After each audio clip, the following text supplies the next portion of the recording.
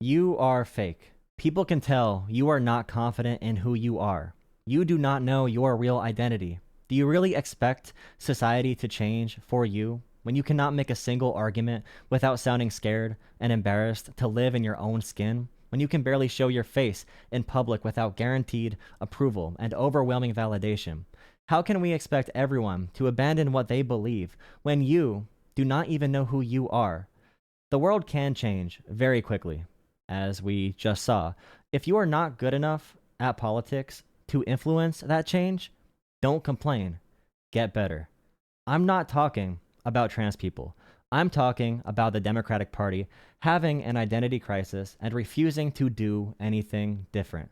After this presidential election had been called, party leadership has argued through media, proxies, playing the blame game, participating in pointless ego battles. Now I'm hearing we need to abandon certain groups, maybe abandon trans issues and trans people, because Democratic leadership does not have what it takes.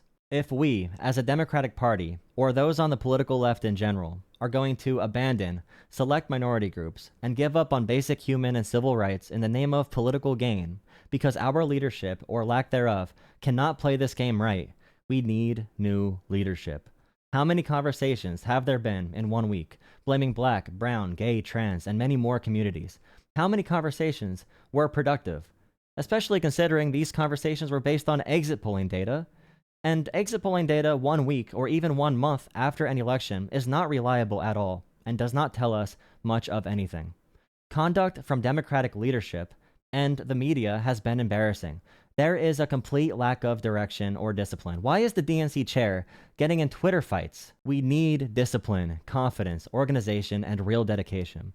But the fact we are willing to put a select minority group's civil and human rights in danger before even considering a change in tactics is admitting this job is not for you. And to use modern terms, I don't think you're built for this. I see you on the media making pro-trans arguments. You don't have the rhetorical tools, confidence, or appeal to advocate for trans issues in a responsible manner. Republicans have a clear narrative. Democrats need to compete. Donald Trump repeated hundreds of times that kids were going to school, getting gender-affirming surgeries without their parent knowing, and coming back home as a different gender. That is asinine on so many levels, not only because it's not a real thing, it's also not legal, but also for parents and schools, it's hard to give kids even Tylenol or ibuprofen without waivers, and sometimes parents need to come in person if a child needs basic allergy medication.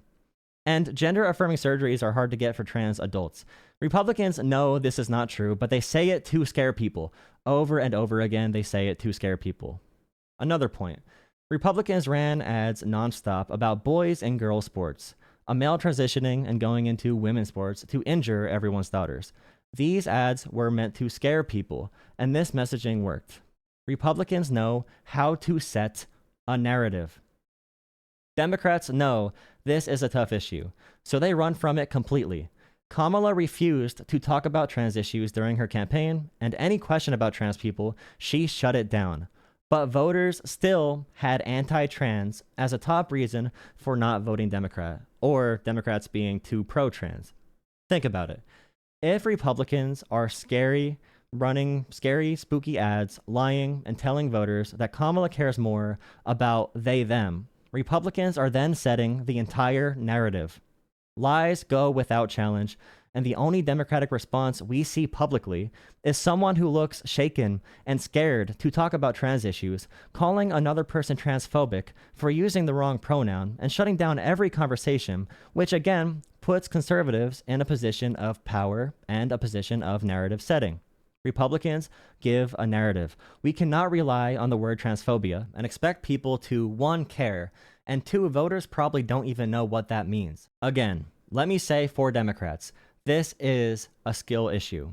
I understand not everyone is Mayor Pete, but if you're on CNN or MSNBC a top official in the party. You are an NFL, NBA, WNBA player. You are a professional political pundit.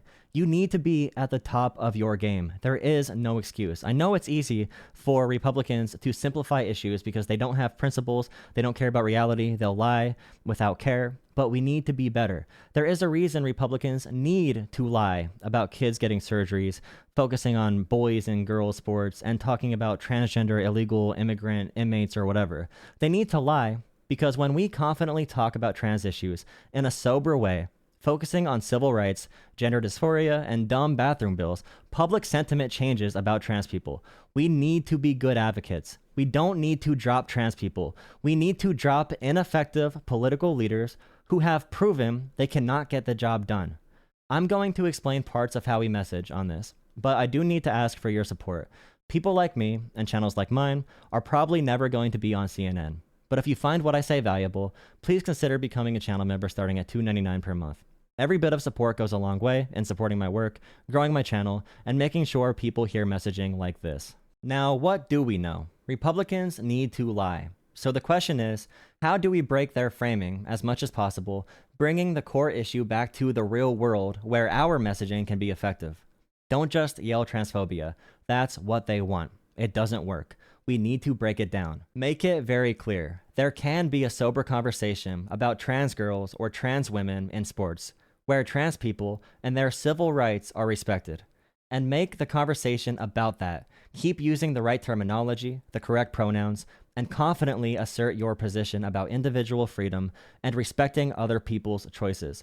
Reject the dehumanization of trans people. Maybe bite the bullet and say sports are not the main concern.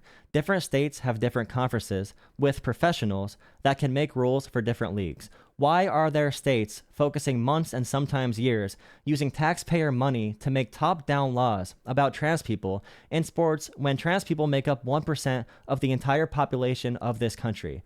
These Republican governors can't even name cases that they're making laws for because they want to distract from the fact they are not doing their jobs. Are you really going to use the big government here? You have homeless vets barely able to survive and people dying to overdoses and losing their health care. Meanwhile, you are using this issue as a reason to ban gender-affirming care for all ages. If this issue is really about trans women in women's sports, why are you trying to use the government to take away the right for adults to make their own medical decisions? Why does the Republican Party need to lie and say kids are getting gender-affirming surgeries and chemical castration when they go to school? Republicans need to lie. And I'm talking to all Americans when I say this. Republicans need to lie because if we talk about trans people, and if we talk about the real world, then Americans see trans people as fellow Americans. And Americans support and respect trans people who want to make their own decisions.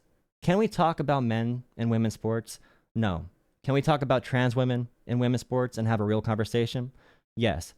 But first, we need to agree on the fundamental freedoms our country was built on. And I'm not going to let you politicize someone else's personhood just because your party wants to hide the fact you aren't helping anyone. You want to cut healthcare. You want to kill Social Security. You want to gut Medicare. You want to cut more taxes for the wealthy. At the same time, raising taxes on the middle class and the working class. And I'm not done there. I will keep going on and on about the fundamental principles of this country. We need to be ready to face issues like I'm not gonna abandon trans people and anyone who deserves and has the ability to lead this party won't need to.